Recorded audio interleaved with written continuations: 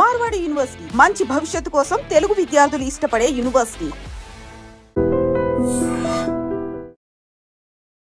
Hi hello నమస్తే, welcome back to iDream media. ఈరోజు మనతో ఉన్నారు హైకోర్టు అడ్వకేట్, అలాగే ఇమిగ్రేషన్ కన్సల్టెంట్ అయిన H1B వీసా కన్సల్ట్ సంబంధించిన పూర్తి వివరాలు ఇవ్వడానికి పృథ్వీ గారు ఉన్నారు. సార్తో మాట్లాడదాం. Hi sir. Hi Virat. Sir, current situation of NRI, అమెరికాలో ఉన్న ఎన్ఆర్ఐ సిచ్యువేషన్ ఎలా ఉందంటే అమెరికాలో ఉండలేరు, ఇటు ఇండియా రాలేరు అన్న విధంగా ఉంది. ఎందుకంటారు? అసలు ఏం జరుగుతుంది అక్కడ రైట్ నౌ? ఇప్పుడు అమెరికాలో ఉండేవాళ్ళు పర్మనెంట్ రెసిడెన్సీ కానీ, అక్కడ ఉండేటువంటి రెసిడెన్సీస్, అక్కడ ఉండేటువంటి గ్రీన్ కార్డ్ హోల్డర్స్ కానీ, అక్కడ సిటిజన్షిప్ గురించి కానీ మనం పెద్ద వరి అవ్వాల్సిన అవసరం లేదు. వాళ్ళకి ఆల్రెడీ సెటిల్డ్ దేర్. అక్కడ వాళ్ళని ఏమీ టచ్ చేసేటువంటి ఆస్కారం ఉండదు. మనకి ప్రాబ్లం వల్ల ఎవరికి వస్తుందంటే H1B వీసా మీద వెళ్ళిన వాళ్ళ దగ్గర వస్తే ప్రాబ్లం. H1B వీసా వాళ్ళు వెళ్ళే వాళ్ళకి, అక్కడ ఆల్రెడీ ఉన్న వాళ్ళకి ప్రాబ్లం వస్తుంది. ట్రంప్ ఉద్దేశం ఏంటంటే ముందు అక్కడ ఉండేటువంటి ఎంప్లాయీస్కి, H1B వీసా ఎంప్లాయీస్కి శాలరీలు పెంచేస్తాడు ఫస్ట్. అంటే ఉన్నటువంటి $1,20,000 పర్ యానం US డాలర్స్లో వచ్చేటువంటి ఎంప్లాయీస్ ఎవరైతే ఉన్నారో వాళ్ళకి ఒక్కసారి శాలరీ పెంచేస్తాడు. అంటే $1,20,000 నుంచి $1,40,000, $1,50,000 చేస్తాడు. తన ఉద్దేశం ఏంటంటే ఈ $150,000 జీతం శాలరీ తీసుకోగలిగినటువంటి వాళ్ళు మాత్రమే అక్కడ ఉండాలి. ఓకే. మిగతా వాళ్ళు with in short term they have to వాళ్ళు పెట్టి బేడా సర్దుకుని ఇండియాకి వెళ్ళిపోవటమే. ఇక్కడి నుంచి వెళ్ళేవాళ్ళు కూడా ఆ $150,000 రిక్వైర్మెంట్ ఉన్న వాళ్ళు మాత్రమే అక్కడికి వెళ్ళాలి. అంటే మనకి వీసాస్లో, H1B వీసాస్లో వెళ్ళేవాళ్ళు 2 రకాలు ఉంటారు విరాట్.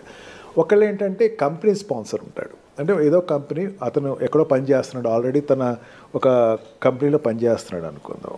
వాడిని అక్కడికి పిలుచుకెళ్ళేటువంటి ప్రాసెస్, అంటే కంపెనీ టు కంపెనీ తీసుకెళ్ళేటప్పుడు వాడి యొక్క రిక్వైర్మెంట్ ఉండేటప్పుడు తీసుకెళ్లే వాళ్ళకి పెద్ద ఇబ్బంది ఉండదు. కన్సల్టెంట్స్ ద్వారా వెళ్ళేటువంటి వాళ్ళు ఉంటారు. కన్సల్టెంట్ ద్వారా ఏంటంటే ఆల్రెడీ అక్కడ ఎవడో ఎంప్లాయ్మెంట్ నిన్ను పిలుస్తారు, నువ్వు ఫేక్ ఎక్స్పీరియన్స్లు పెట్టుకో, లేకపోతే ఏదో పెట్టుకో, ఏదో రకంగా అక్కడికి వెళ్ళిపో అనే వాళ్ళకి మాత్రం ఇది గడ్డుకాలం. ఆల్రెడీ అక్కడ ఈ 2 రకాలుగా వెళ్ళే వాళ్ళు, వెళ్ళిపోయిన వాళ్ళు ఉంటారు కదా అక్కడ, వాళ్ళకి నీ ఇందాక చెప్పాను చూసారా, మీకు ఈ పారామీటర్స్లో $1,20,000 శాలరీ ఏదైతే ఉందో, US డాలర్స్ శాలరీ ఏదైతే ఉందో, ఆ శాలరీ కన్నా తక్కువ ఉన్న వాళ్ళు you better drop from the country అని చెప్పేసి ఒక 2 months టైం ఇస్తాడు. ఆ 2 months టైం దేనికి ఇస్తాడు? Search for a new job. వాడికి సెర్చ్ చేసినా సరే వాడికి అక్కడ రావాల్సిన $1,20,000 శాలరీ తోటి ఉండేటువంటి ప్రమాణాలతో ఉండేటువంటి కంపెనీలో జాయిన్ అవ్వాలి. Otherwise you have to come back to India.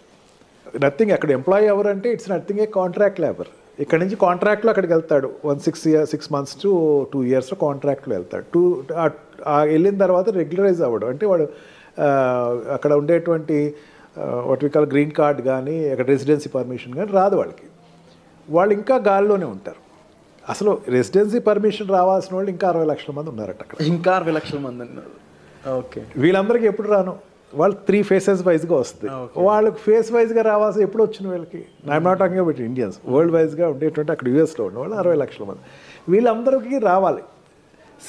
అక్కడ ఉండే గ్రీన్ కార్డ్ రావాలి. గ్రీన్ కార్డ్ తర్వాత సిటిజన్షిప్ అప్లై చేసుకుంటారు. గ్రీన్ కార్డ్ రాకుండా ఉండి H1B వీసా మీద ఉన్నవాళ్ళు అక్కడ ఉన్నవాళ్ళు, వాళ్ళల్లో చాలామంది లెస్ దాన్ $1,20,000 మాత్రమే ఉన్నవాళ్ళు ఉన్నారు. $1,60,000 పైన ఉండేటువంటి వాళ్ళు జనరల్గా సాఫ్ట్వేర్ కంపెనీలో ఉండేవాళ్ళు. మనకి ఏంటంటే సాఫ్ట్వేర్ కంపెనీ ఒకటే అనుకుంటే కనపడతాయి, ఇంకా చాలా సెక్టర్స్ ఉంటాయి. ఆ సెక్టర్స్లో ఉండేవి అక్కడ ఆల్రెడీ USలో లాంచ్ అయిన వాళ్ళు ఉన్నారు. వాళ్ళందరూ కూడా $1,60,000 పైన శాలరీ ఉన్న వాళ్ళు మాత్రమే ఇక్కడ ఉంటారు. వాళ్ళకి $1,40,000 చేసేస్తాడు, గ్రాండ్గా చేస్తాడు. ఫస్ట్ $1,40,000 చేసి ఈ $1,40,000కి వాడికి ఇన్పుట్ ఉన్న వాళ్ళు మాత్రమే తీసుకోండి, ఇలాగే తీసుకోవద్దు. ఓకే. మెయిన్ కారణం ఏంటి? నా దేశీయస్తులు అక్కడ ప్లేస్ అవ్వాలి. అంటే అక్కడ జనరల్గా అక్కడికి వెళ్ళే వాళ్ళు అక్కడ ఉండే వాళ్ళతో కాంపిటేటర్స్ అవుతారు. $1,20,000 శాలరీ అండి, $1,20,000 శాలరీ కన్నా తక్కువ ఉండేవాడు అక్కడ ఆల్రెడీ దొరికేస్తున్నాడు. వాడితో వీడి కాంపిటేటర్. నిన్ను తీసుకోవాలంటే నీకు ఎక్స్ట్రా టాలెంట్ ఉండాలి. నీ పర్సనాలిటీ నువ్వు ఎంబోర్డ్ చేసుకోవాలంటే నీకు you must be an extraordinary person for US. నిన్ను తీసుకెళ్ళాలి అనుకుంటే ఆ రకంగా నువ్వు వెళ్ళిన వాళ్ళు చూడాలి అని చెప్పేసి ట్రంప్కు ఒక నిర్దిష్టమైనటువంటి ఆలోచన అయితే తీసుకొచ్చే అవకాశం ఎక్కువే కనపడుతుంది. ఈ రకంగా చూసుకుంటే వెళ్ళే వాళ్ళకి ఆల్రెడీ ఎగ్జిస్టింగ్ ఉన్న వాళ్ళకి కూడా కొంచెం ఇబ్బందులు అయితే ఖచ్చితంగా ఉంటుంది. బట్ ఒకటి నా స్ట్రాంగ్ ఫీలింగ్ ఏంటంటే మన ప్రైమ్ మినిస్టర్ తోటి ఆయన మంచి రిలేషన్షిప్ ఉంది. Of course.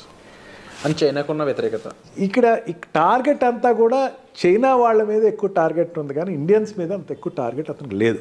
ఓకే. ఖచ్చితంగా లీజర్ పీరియడ్స్ ఏదైనా ఉండే పెంచవచ్చు. అండ్ ఈ what we call for example ఇప్పుడు ఎకానమికల్గా చూసుకుందాం. ఎకానమికల్గా చూసుకుంటే అక్కడ ఇంపోర్ట్స్ ఏదైతే ఉన్నాయో చైనా నుంచి వచ్చేటువంటి ఇంపోర్ట్స్ని 60% ట్యాక్స్ పెంచే అవకాశం ఉందన్నాడు. అంటే చైనా నుంచి ఇంపోర్ట్ అయ్యేటువంటి వస్తువులన్నిటినీ కూడా ట్యాక్స్ పెంచే అవకాశం ఉంది. ఇప్పుడు అమెరికాలో ఎక్కువ చైనా గూడ్స్ దొరుకుతాయి మనకి. ఆ గూడ్స్ అన్నిటినీ 60% ట్యాక్స్ పెంచేస్తున్నాడు.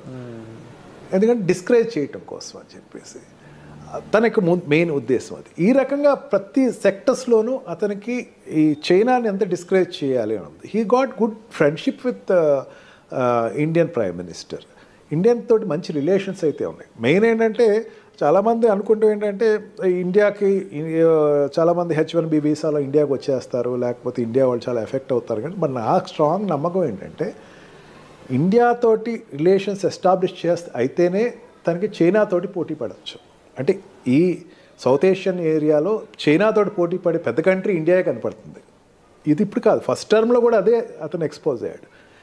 ఈ రకంగా చూసుకున్నా సరే ట్రంప్ ఉండేటువంటి తన పాలసీస్ అన్నిటినీ కూడా ఇండియా వైజ్కి వచ్చేసరికి కొంచెం లీజర్గా కొంచెం లీనియంట్గానే చూడొచ్చు. అందుకని అంత డ్రాస్టిక్గా మనకేం నష్టం రాకపోయి ఉండొచ్చు. బట్ వన్ థింగ్, కన్సల్టెంట్స్ నుంచి వెళ్ళే వాళ్ళు కాస్త జాగ్రత్తగా ఎక్కువ చూసుకుని ఫేక్లు తక్కువ పెట్టుకుని, ఫేక్లు కాకుండా ఒరిజినల్గా మీరు ఉండేటువంటి మీ ప్రజెంటేషన్ ఉంటే కనుక they will get benefited of it. Already అక్కడ ఎగ్జిస్టింగ్ ఉన్న వాళ్ళు కూడా ఇమీడియట్గా మళ్ళీ ఇంకో కంపెనీలో జాయిన్ అయ్యి ఇమీడియట్గా దాన్ని అతను what we call lean period ఏదైతే ఉందో ఆ పీరియడ్ నుంచి బయటకు వచ్చేసి వెంటనే ఇంకో దానికి ఎంప్లాయ్మెంట్ అప్లై చేసుకుని షిఫ్ట్ అయితే బెటర్.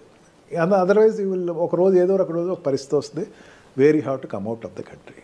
సార్ తప్పకుండా ఈ పరిస్థితులు అనేవి ఏ విధంగా వెళ్ళబోతున్నాయని చూడాలి. దీనికి సంబంధించి మీకు ఎటువంటి హెల్ప్ కావాలన్నా సరే మీ డిస్ప్లే అవుతున్న నెంబర్స్ కాల్ చేసి సార్ని మీరు కన్సల్ట్ చేయొచ్చు. Thank you so much.